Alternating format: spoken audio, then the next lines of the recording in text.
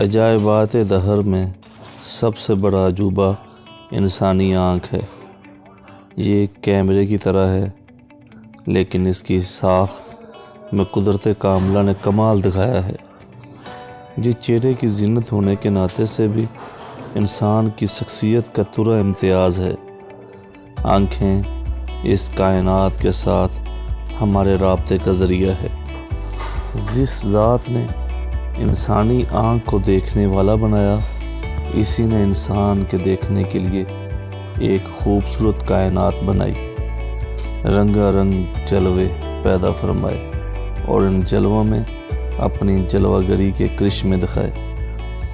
فنکار فن کے جلووں میں خود جلوہ گر ہے۔ آنکھ نہ ہوتی تو کسی رنگ اور کسی روشنی کی کوئی ضرورت افادیت نہ تھی۔ مشاہدہ جہاں مشہود کی جلوہ گری کا کمال ہے، وہاں جے شاہد کے انداز نظر کا حسن بے مثال بھی ہے۔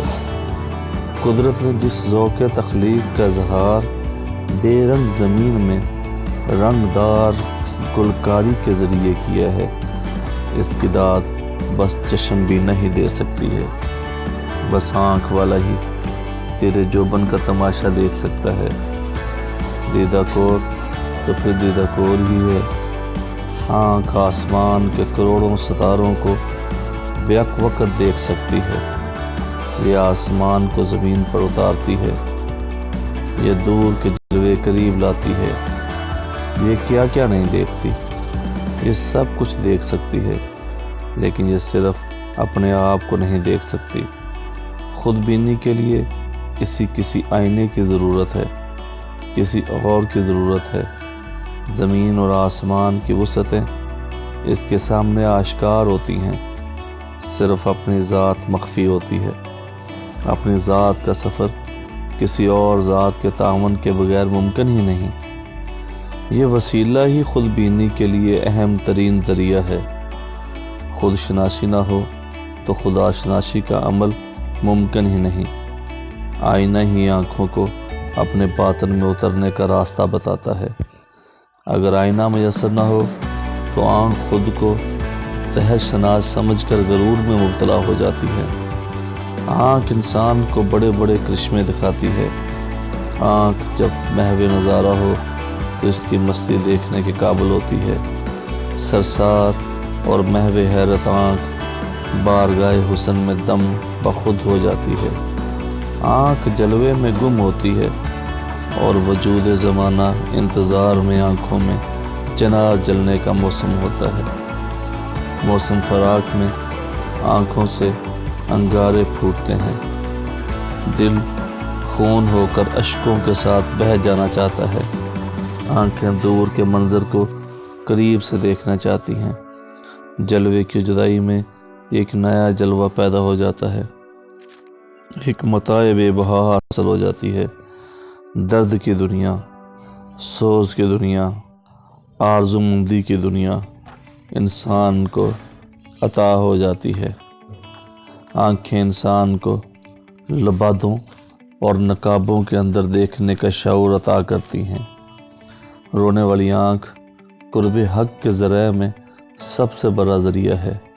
آنکھیں ہمیں ایک دوسرے کی پہچان کراتی ہیں۔ آنکھیں آنکھوں کو پہچان لیں تو بس ہم نے ایک دوسرے کو پہچان لیا۔ آنکھوں کا کمال یہ ہے کہ پہلی ملاقات سے پہلے بھی ایک دوسرے کے شناسا ہوتی ہیں، تبھی تو ہم فوراً کہہ اٹھتے ہیں، ہاں یہی ہے وہ نظارہ جس کی تلاش تھی۔ آنکھیں ایک اور انداز سے بھی انسان کی رہنمائی کرتی ہیں، اور یہ بہت بڑی رہنمائی ہے۔ آنکھیں جلوے کو دیکھ کر اسے خاص شعور کے متحد جسم کے مختلف حصوں کو ٹیلی کاسٹ کرتی ہیں، اور پھر ایک خاص قسم کا انداز پیدا ہو جاتا ہے۔ انسانی زندگی میں دیکھا ہوا نظارہ ارسال کر دیا جاتا ہے۔ دل کو، دماغ کو، نفس کو، روح کو اور قوت متخیلہ کو آنکھوں کے اس عمل سے عرفان ذات کے دلچسپ سفر کا آغاز ہوتا ہے۔ اگر نظارہ دماغ کو ارسال ہو تو انسان حیرت کے سفر پر روانہ ہو جاتا ہے۔ اسے معیت عشقیہ سے تعارف ہوتا ہے، وہ ہونے اور نہ ہونے کے عمل کو دیکھتا ہے، وہ سفر کرتا ہے اور دیکھتا ہے وقت کی عبرت کدے میں منمانیاں کرنے والوں کے عبرتناک انجام کو، وہ دیکھتا ہے گھمنڈ، غرور اور تفاخر سے زندگی بسر کرنے والے کاذب لوگ کس عاقبت تک پہنچے، ان کے ساتھ کیا ہوا جو دلوں کو زخمی کرتے تھے، وہ زمین پر اکڑ اکڑ کر چلتے تھے، آج زمین کے اندر کس حال میں ہیں، جنہیں حق کی آواز سنائی نہ دیتی تھی، وہ اپنے لیے کیا رسوائی لکھ گئے، کہاں گئے دارا اور سکندر، کہاں گئے وہ جو کل تک یہاں تھے، آنکھیں کتنے بڑے المیہ سے تعارف کراتی ہیں، کتنے بڑے حادثے کی نقاب کشائی کرتی ہیں،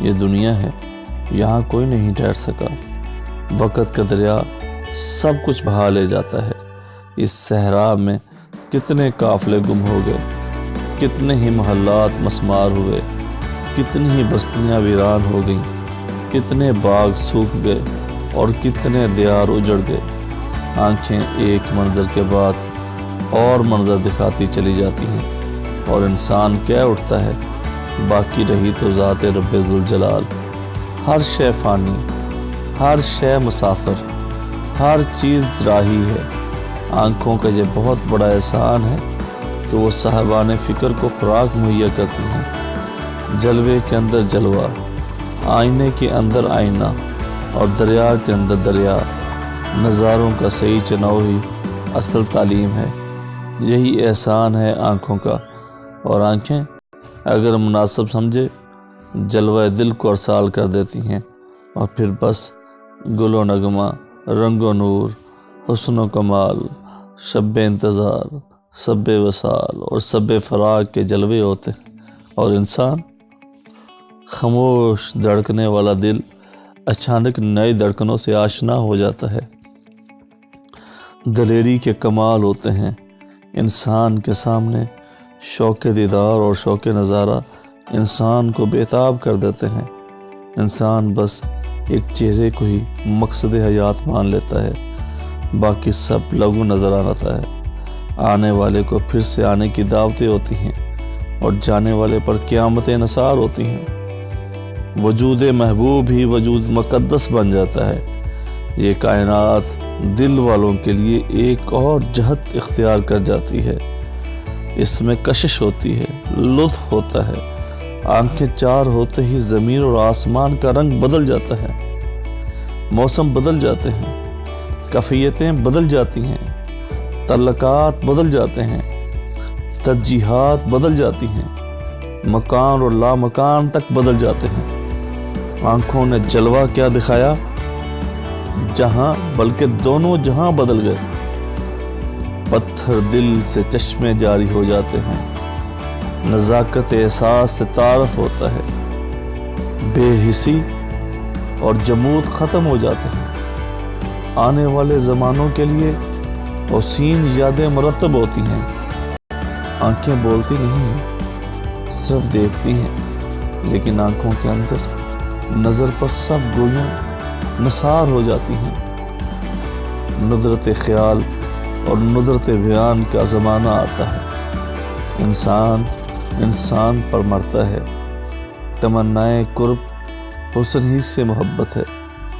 غرض ہے کہ آنکھیں محبت شناش کراتی ہیں اور زندگی نثر سے نکل کر نظم میں داخل ہو جاتی ہے، آنکھیں بڑی موسن ہیں، کبھی کبھی آنکھیں روح کی طرف روانہ کر دی جاتی ہیں اور خود بھی آپ کو روح کی طرف روانہ کر دیتی ہیں، منظر کی لطاف کو بس انسان کو غفلت کی نیند سے بیدار کرنے کے لیے یہی کافی ہے، آنکھیں موزن ہیں روح کی کہ جاگ اے سونے والے، جلوہ حق منتظر ہے، طالب و دیدار کا، طالب و دیدوار کا، الست بربکم کا زمانہ یاد کرو، وہ دن یاد کرو تم نے ہی کہا تھا بلا، کیا تم بھول گئے؟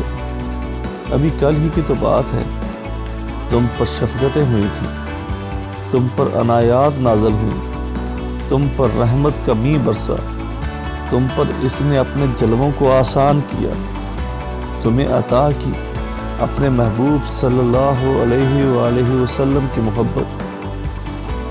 یہ دیکھو جن لوگوں کے آستانے زندہ ہیں، اللہ کی یاد کرنے والوں نے قبرستانوں میں میلے لگا دیے، اور غافل لوگوں نے زندگی کو ہی قبرستان بنا دیا۔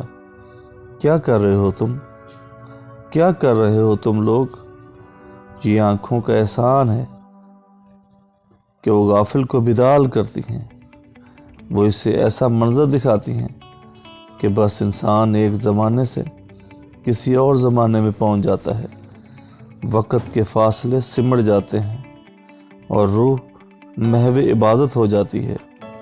جبین شوق میں ہزاروں سجدے تڑپ تڑپ جاتے ہیں، اور انسان پہنچ جاتا ہے وہاں جہاں اس کی خدا آگاہی کے سفر میں داخل ہوتی ہے۔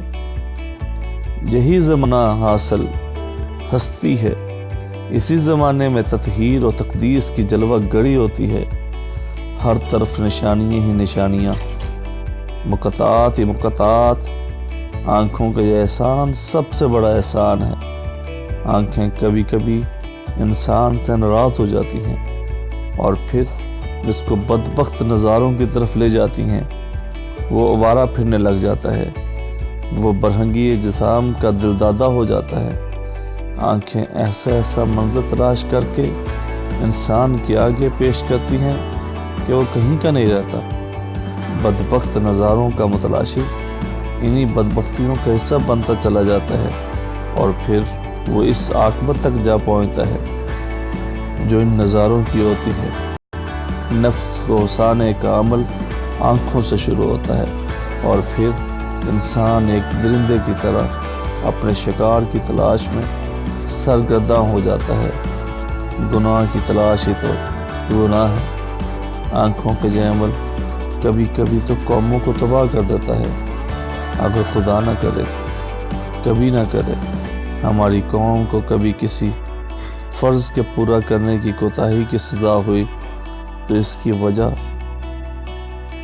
VCR، television, mobile, CD، LED، dish, cable اور انٹرنیٹ بھی ہو سکتی ہے۔ نظاروں کا گناہ ختم ہو جائے تو وجود کا گناہ ختم ہو سکتا ہے۔ ایسی باطل شناس آنکھیں شفایاب ہو جاتی ہیں، شفایاب ہو سکتی ہیں اگر ان کو وہ سرما مل جائے جسے خاک مدینہ و نجف کہا گیا ہے۔ آنکھیں کبھی کبھی گزرا ہوا زمانہ بھی دکھا دیتی ہیں، جو ہو چکا وہ پھر سے ہونے لگتا ہے، جو گزر گیا وہ پھر سے گزرنے لگتا ہے۔ جس سانحہ پر ہم رو چکے ہیں اس پر پھر سے رونے کو جی چاہتا ہے۔ یہ آنکھوں کا کمال ہے کہ ایک خاص وقت میں ایک خاص منظر دکھائی دیتی ہے، اور پھر پرانے نغمات یاد آ جاتے ہیں، پرانے ترانے، ہاں قومی ترانے یاد آتے ہیں، لیکن کیا کیا جائے، آنکھوں کی تمام کوششیں خاموش ہو جاتی ہیں۔ عہد جنون ہی نہیں ہوتا، لوگ مطلب اور منفعت کی دنیا میں گم ہو جاتے ہیں۔ کون آتا ہے درد کے صحرا میں، اور عہد جنون بھی ایک یادگار ہی تو دے گیا، ایک مینار۔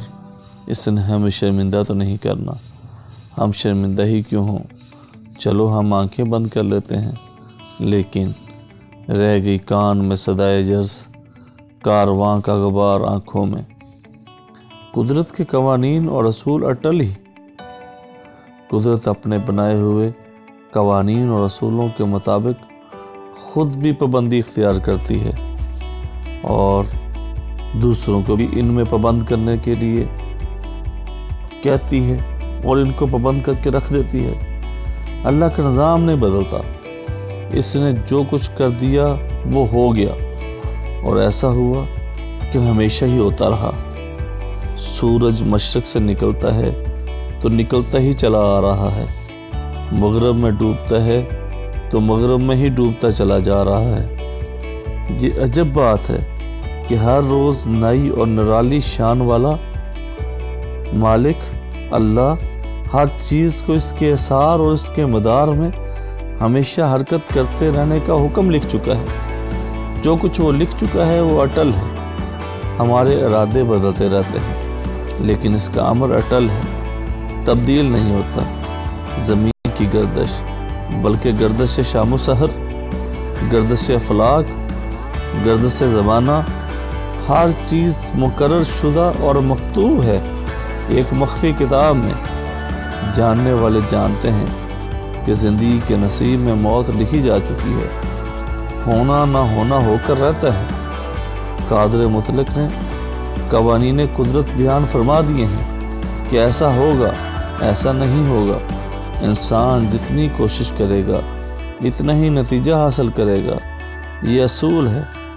دریا پہاڑوں سے نکلے ہیں، رواں دواں اپنی منزل کی طرف روانہ ہوگا اور سمندر سے ہمکنار ہوگا۔ آسمانوں سے میںہ برسے گا، زمین سے پودے اگیں گے، پرندے ہوا میں اڑیں گے اور مچھلیاں پانی میں تیریں گی۔ سب اصول مقرر کر چکے، سب اصول مقرر ہو چکے ہیں، تمام قوانین مرتب ہو چکے ہیں، سب باتیں طے ہو چکی ہیں۔ ہر آغاز کا ایک انجام ہوگا اور ہر انجام کسی آغاز پر منتہج ہوگا۔ اگر بات صرف یہاں تک ہوتی تو یہ کائنات، یہ زندگی ایک مشین بن کر رہ جاتی، لیکن غور کرنے والے، فکر کرنے والے، تدبر و تفکر کرنے والے جانتے ہیں اس منظم اور مرتب کائنات کے ساتھ ساتھ ایک اور کائنات بھی ہے جہاں کے اصول اصولوں کے جہاں سے الگ ہیں، جہاں کے قانون قانون کی دنیا سے بہت ہی مختلف ہیں۔ یہ ایک نرالی کائنات ہے، بالکل مختلف، یکسر عجیب، بلکہ ایک عجوبہ۔ اصول یہ ہے کہ آگ جلائے گی، لیکن عجیب بات یہ ہے کہ نار ہے اور اس میں گلزار ہے، اور اس گلزار کے اندر محرم اسرار جلوہ گر۔ اصول بنانے والے نے اصول کو معطل کرنے کا بھی اصول بنایا ہے۔ جس نے آگ کو حدت عطا فرمائی، اسی نے آگ کو حکم دیا کہ وہ ٹھنڈی ہو جائے۔ سلامتی کے ساتھ ابراہیم پر منشا کا اصول الگ ہے۔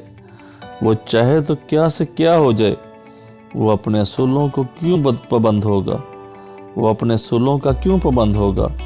قانون تو یہ ہے کہ محنت کرنے سے رزق ملے گا، لیکن جب دینے والا چاہے تو بے حساب دے دیتا ہے، بے پناہ دیتا ہے۔ وہ زمین اور آسمان کے خزانوں کا مالک ہے، کسی کے آگے جواب دہ نہیں، نہ اس کا کوئی آڈٹ کر سکتا ہے۔ کائنات کا کوئی اصول ایسا نہیں جس میں استثناء نہ ہو۔ علم ہی کو لیجئے، علم مکتب سے ملتا ہے، اساتذہ سے ملتا ہے، لیکن یونیورسٹیز شیکسپیئر کا علم تو دے سکتی ہے، شیکسپیئر بننے کا علم نہیں دے سکتی۔ اقبال نے شرق اور غرب کے علوم حاصل کر لیے، اس کی روح میں تشنگی بڑھ گئی۔ اب شرق و غرب کے علوم کے بعد کیا ہوا؟ بات تو صرف اصول سے باہر کی کائنات کا علم ہے، وہ علم جو کتاب میں نہیں، وہ صرف جنون سے ملتا ہے، نظر سے ملتا ہے، نصیب سے ملتا ہے۔ قانون سے باہر، اصول سے پڑے، الگ نرالا انوکھا علم، انوکھی کائنات کی دریافت کا علم۔ ایسی کائنات جہاں عمل معطل ہے اور علم ہی علم ہے، جہاں صرف مشاہدہ ہے، حیرت ہے، نیرنگی ہے، کوئی اصول نہیں۔ جزاری کائنات اس کائنات کے مقابلے میں بہت ہی مختصر ہے۔ وہ کائنات منشا کی کائنات ہے، عنایات کی کائنات ہے، عطا کی کائنات ہے۔ ایسی کائنات جہاں وقت ساکن ہو جاتا ہے اور جلوے متحرک رہتے ہیں، جہاں دن رات، ماہ و سال نہیں ہوتے، وہاں صرف محویت اور جلوے ہوتے ہیں۔ علم ہی علم ہوتا ہے اور تعلیم نہیں ہوتی۔ اس کائنات میں دنیا کو علم عطا کرنے والے ہوا کرتے ہیں۔ یہ علم لدھنی والوں کی کائنات ہے۔ اس کائنات میں محنت نہیں، محبت کام آتی ہے، ادب کام آتا ہے، نصیب کام آتا ہے۔ نصیب کی حق میں بات کرنے سے کوشش کے حق میں بات کرنے والے خفا ہو جاتے ہیں۔ جب تک کوشش کی محرومیاں سمجھ میں نہ آئیں، نصیب کو نہیں سمجھا جا سکتا۔ کوشش کامیاب ہو جائے تب بھی بے نصیب آدمی ناکام ہو جاتا ہے۔ کامیاب کوششوں نے بڑی ویرانیاں چھوڑی ہیں اس دنیا میں۔ کوشش کو اگر ہاتھی کہہ لیا جائے تو نصیب ابابیل کی کنکری ہے۔ یہ سلسلہ بہت طویل ہے، یہ داستان بہت لمبی ہے۔ بہرحال مقصد یہ ہے، طاہری کائنات جس میں کوشش اور اصول پر زور دیا جاتا ہے، اس باطنی کائنات سے قدریں مختلف ہے۔ یہاں نصیب اور نصیب والوں کی جلوہ گری ہے۔ اس کائنات کے بارے میں غور کرنا چاہیے۔ وہ باطنی کائنات دعاؤں کی کائنات ہے۔ دعا نصیب ساز ہوتی ہے۔ دعا ناممکنات کو ممکن بنا دیتی ہے۔ وقت بدل جاتا ہے، زمانے بدل جاتے ہیں، ناتواں توانا ہو جاتے ہیں، شکست فتح میں بدل جاتی ہے اور معذور سرفراز کر دیے جاتے ہیں۔ وہ کائنات روح کی کائنات ہے، نشانیوں کی کائنات ہے، جلووں کی کائنات ہے، محبوب کے انکشاف کی کائنات ہے، رضا اور منشا کی کائنات ہے۔ وہ مخفی کائنات اسی ظاہری کائنات کے اندر ہے۔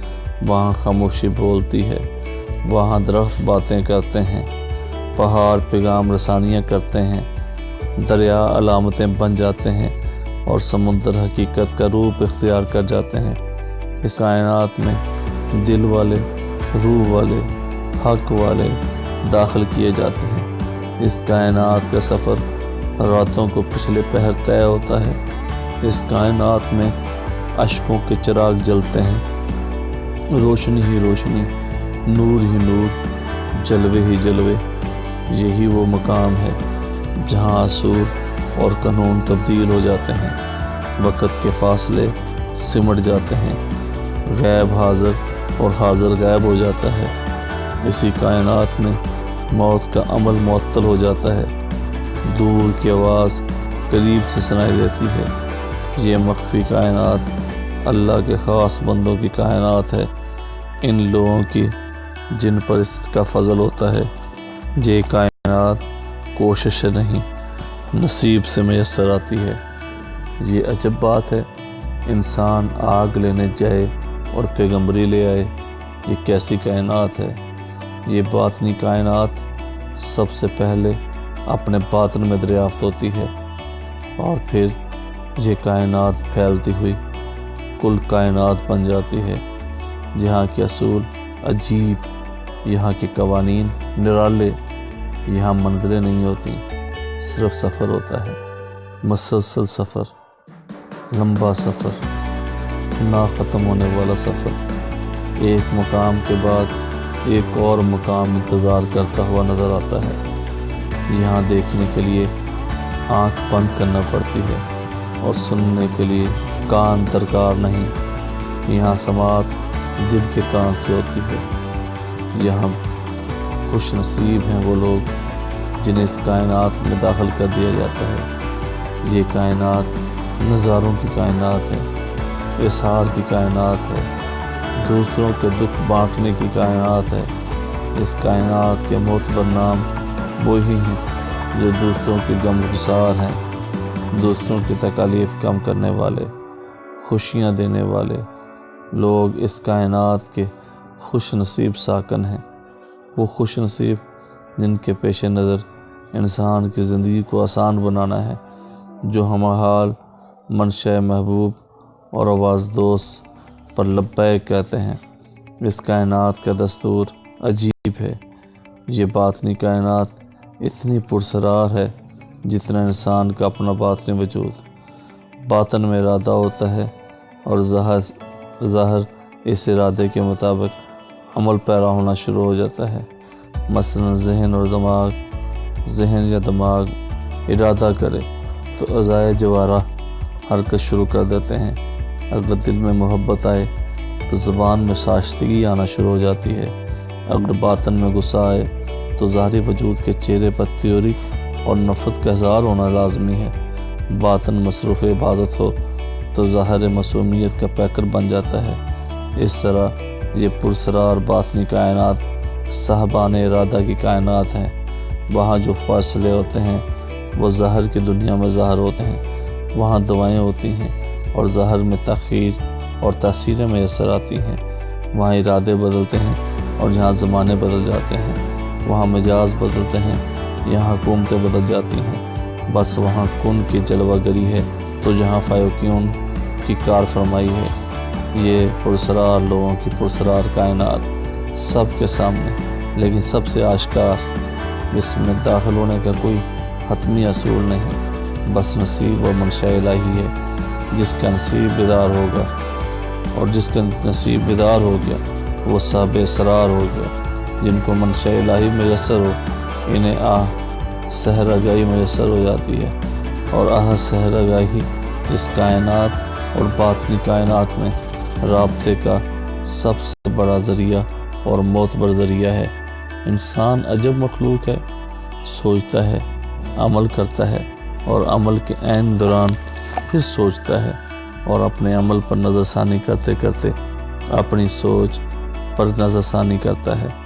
جس کے تحت سفر کا آغاز کیا تھا، یہ کھیل جاری رہتا ہے آری کے دندوں کی طرح، اور انجام کار یہ سوچ در سوچ کی آری افراد کو اور قوموں کو کاٹ کے رکھ دیتی ہے۔ جذبے سرد پڑ جاتے ہیں، سفر کی لذت ختم ہو جاتی ہے، عمل سے حاصل ہونے والی عزت نفس ندامت میں بدل جاتی ہے، اور سفر بند ہو جاتے ہیں۔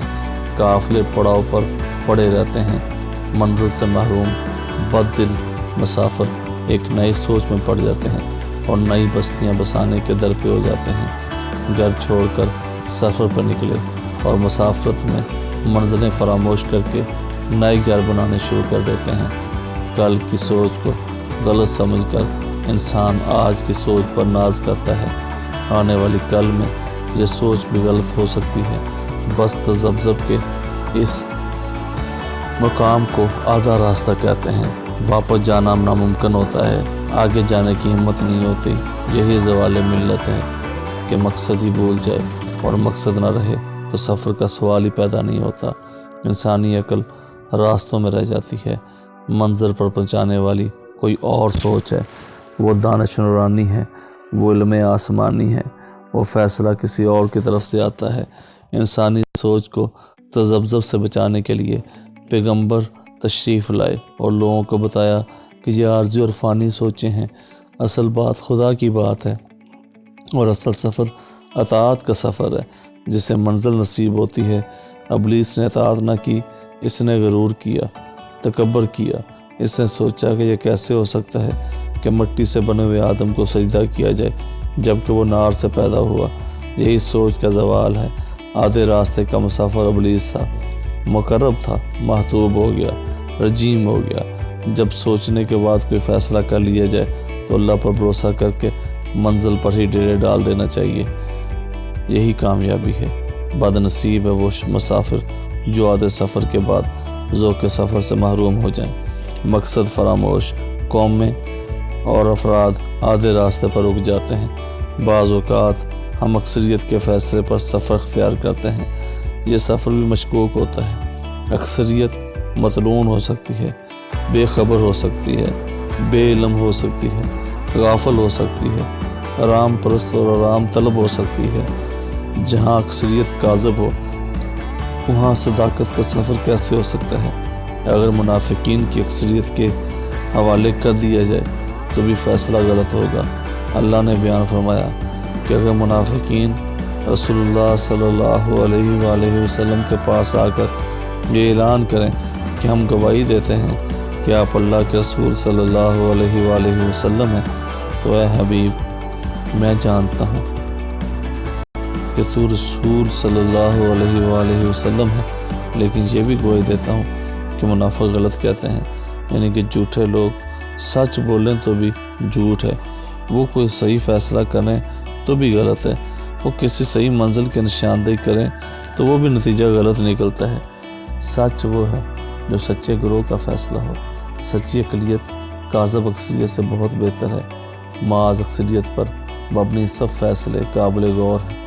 جب تک سچے لوگوں کی اکثریت نہیں ہوتی، جمہوری فیصلے غلط ہیں۔ سربراہ امیر المومنین ہونا چاہیے۔ امیر الکاظمین اور امیر المنافقین ملت پر عذاب کے نزول کا باعث ہو سکتے ہیں۔